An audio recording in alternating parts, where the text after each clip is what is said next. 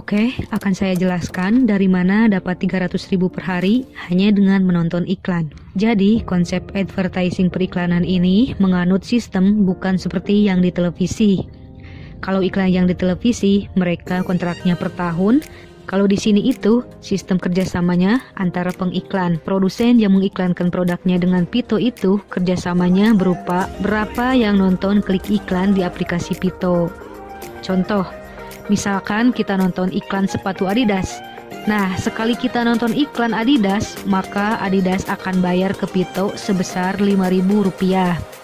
Jadi, misalkan ada 1.000 orang yang nonton iklan sepatu Adidas, maka Adidas akan bayar ke Pito Rp5.000 dikali 1.000 atau Rp5.000.000. Nah, dari Rp5.000 inilah yang dibayar Adidas. Rp3.000 diberikan ke member yang nonton iklan, Rp1.000 untuk royalti sistem, dan Rp1.000 lagi untuk keuntungan Pito. Jadi yang bayar kita itu bukan Pito pada saat menonton iklan, tapi yang bayar kita adalah Adidas. Jadi sama sekali Pito tidak mengeluarkan uang untuk membayar membernya yang nonton iklan, tapi Adidas lah yang membayar kita. Jadi kalau misalkan 1.000 orang 5 juta per hari Adidas bayarkan ke Pito, kali 1 tahun itu sama dengan 1.800.000.000 per tahun. Itu kalau 1.000 orang. Kalau 10.000 orang, ya dia bayar 18 miliar. Kalau 100.000 orang yang nonton iklannya si Adidas, dia hanya bayar 180 miliar.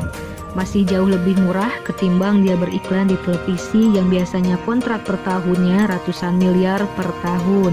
Dan satu iklan pastinya tidak akan sebanyak itu yang nonton, karena iklan di Pito saat ini baru jumlah sekitar puluhan. Tapi dengan penawaran sistem periklanan seperti ini yang budgetnya lebih rendah daripada beriklan di televisi, dengan penonton yang sudah jelas, maka akan banyak produsen produk yang akan beriklan di Pito. Bahkan jumlahnya bisa ratusan. Jadi kalau sudah ratusan, orang akan milih-milih yang mana akan ditonton. Tapi walau mereka harus bayar sampai 180 miliar, mereka akan bayar. Kenapa? Karena jumlah penontonnya itu ada. Dan di aplikasi Pito itu, nonton iklan itu ada menu belanja. Jadi orang akan bisa belanja langsung di iklan itu. Misalkan, saya nonton sepatu Adidas dan saya suka, maka saya bisa beli sepatu Adidas itu.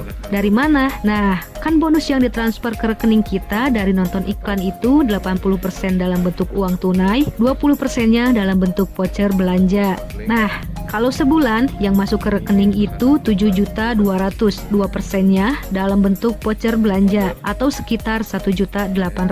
Nah, 1.800.000 inilah yang bisa kita pakai belanja di iklan itu. Misalkan mau beli sepatu Adidas, baju merek Grand Light, atau beli sendal merek Nike dan lain sebagainya. Semua produk yang beriklan di situ kita bisa beli dengan voucher belanja tadi. Maka jaminan bagi pengiklan adalah yang pertama, dia bisa beriklan di Pito dengan harga murah, penontonnya jelas, dan produknya bisa laku.